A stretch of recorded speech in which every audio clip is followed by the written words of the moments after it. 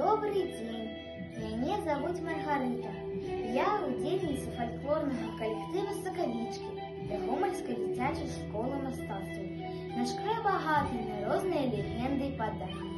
И зараз я вам расскажу одну из легенд, якая передається з покоління в покоління у нашій місцевості. У густых лясах, у наваколлі Бягомля знаходится помник Стёп камень. Старые люди рассказывают, что колисти у вёсцы Шилинцы жил кравец Степан. Шил людям одежду, тому жил безбедно. Шмат было пригожих дзяўчат, якія марили выйти за яго замуж, але яго сердце належало одной. Звали яе Вільяна. Бывало, мовіць Степан да яе ласкавае слово, а яна загарыцца, як макаў цвет на досвітку.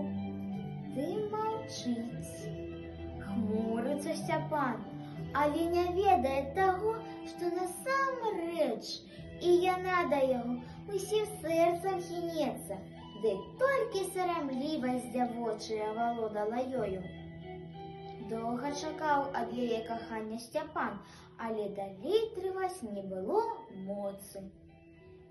І вось аднойчы выйшаў ён на скрыжаванні дарог і стаў выклікаць нячыстую сілу. Зашумеў лес, падняўся пясок смерчам, і з'явіўся перад Степаном сам чорт і запытаў пра яго жаданне.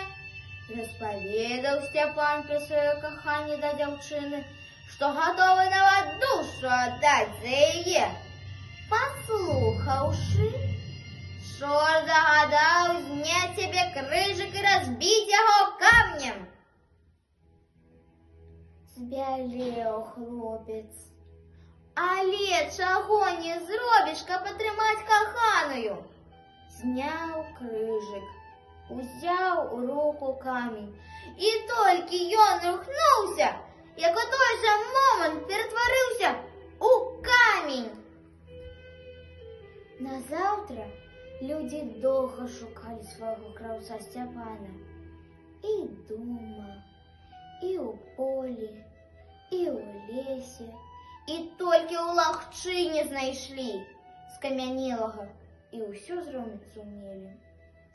Як дачулася Вільяна, што не стала яе любага, пабегла ў поле, абняла рукамі камень і залілася плачам. Плакала дзень і ўсю ноч.